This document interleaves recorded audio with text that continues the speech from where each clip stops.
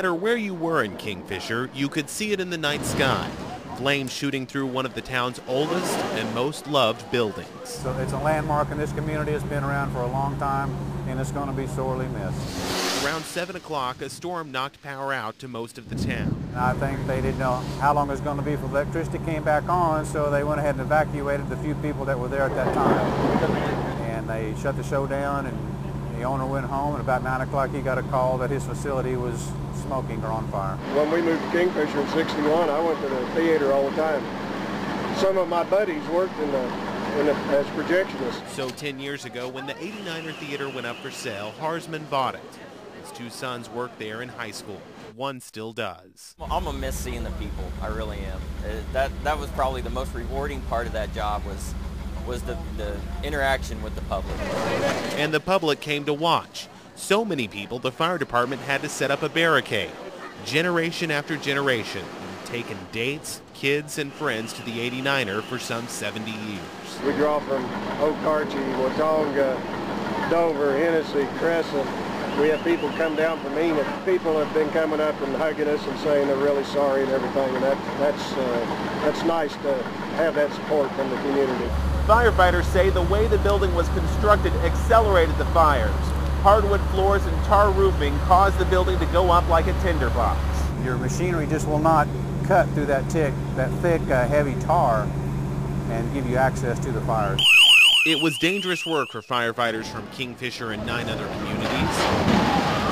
The collapse of that south wall damaged another business, Solomon Abstract Company. The fire leaves a lot of people remembering the good times and leaves the staff to come up with a way to rebuild. Hopefully we can get her going again at some point in time and roll out some popcorn and get some movies going. In Kingfisher, Jason Goodwin, Fox 25 News.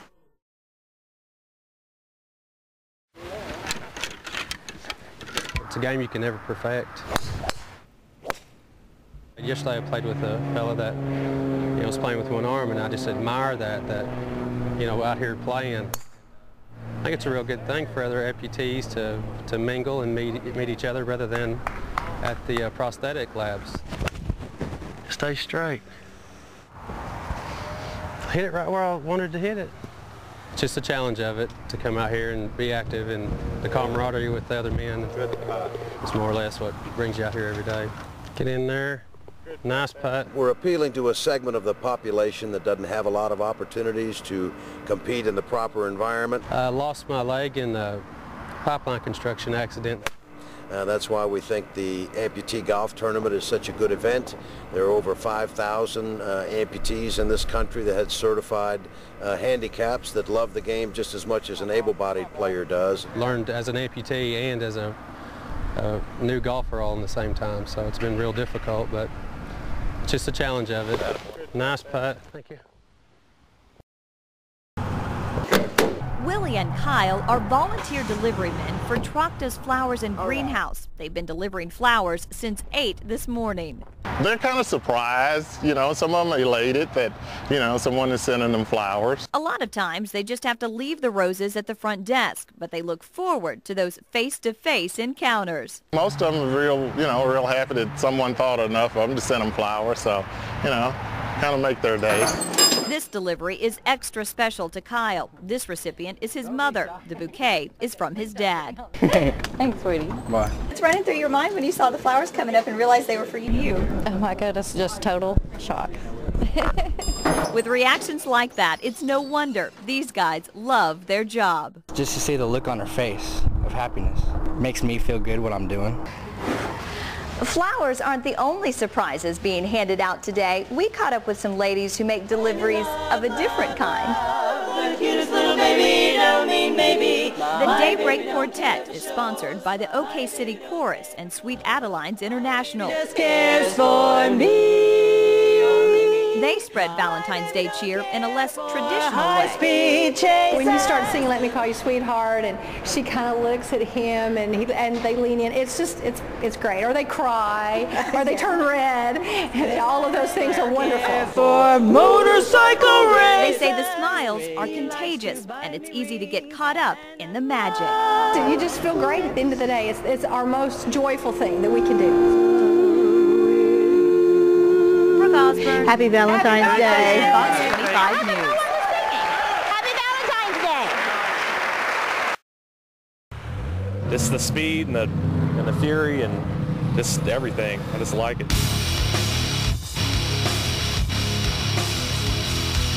I'll be 85 and doing this. Out on the streets? Hopefully. When you're blazing at speeds close to 150 miles per hour, life is a blur. It's just like a little rush. Some people have their things with drugs. My thing's racing cars. When you're on the highway going 60 miles per hour and someone revs on you and you dump it into third and go to about 140 miles an hour, that's a good feeling. That feeling claimed the lives of 3 people this year. In May, 19-year-olds Jonathan Fanning and Lance Meyer were killed during a race on Council Road. Then, just 3 months later, 43-year-old Robert Hugh was killed while racing on Southwestern. This is the first time that I can remember that we've actually had this many people killed due to street racing.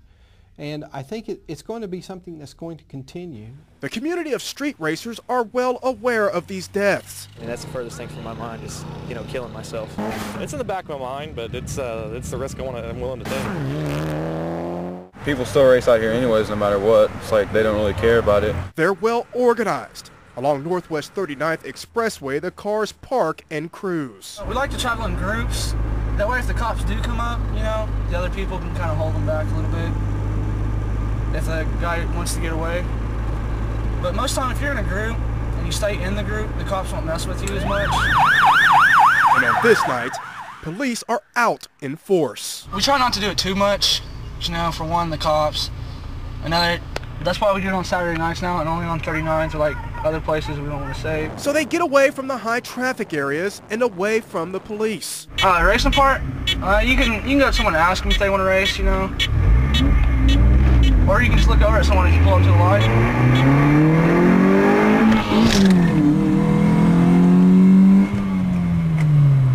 And what these cars race on. This car is equipped with nitrous oxide. The bottles normally go in the back of the car or in the trunk. Chuck Seitzinger makes a living off of it. If you've got money and you're buying parts for your car, we're going to sell parts to anybody that comes in here. A national drag racing champion, he sells the goods needed for these racing machines. Just because we sell you a part, we're going to encourage you not to go street race. Here customers spend up to $8,000 a year. Chuck says it's not the car, but the person driving it who needs to take control. You got to respect life, and you got to respect the other people that are on the street. So, no matter what you do, or no matter what the parents buy them, for their cars, or how fast you make your cars, it's just the main thing. It's up to the person's responsibility to make their car safe and to drive responsibly. From the police department's standpoint, street races are tough to fight. It's going to be a decision that the police department's going to have to make, whether they want to allocate men to work this, or if they want to keep it as it is. 3 lives lost this year has not been enough to put the brakes on racing. Bottom line, eventually you're either going to be put in jail over it, or you're going to kill somebody or yourself over it. That's the bottom line, and if you kill somebody, we're going to put you in jail. But by the looks of it, no warning is harsh enough to keep these racers off the streets. Mark Myers, Fox 25 News.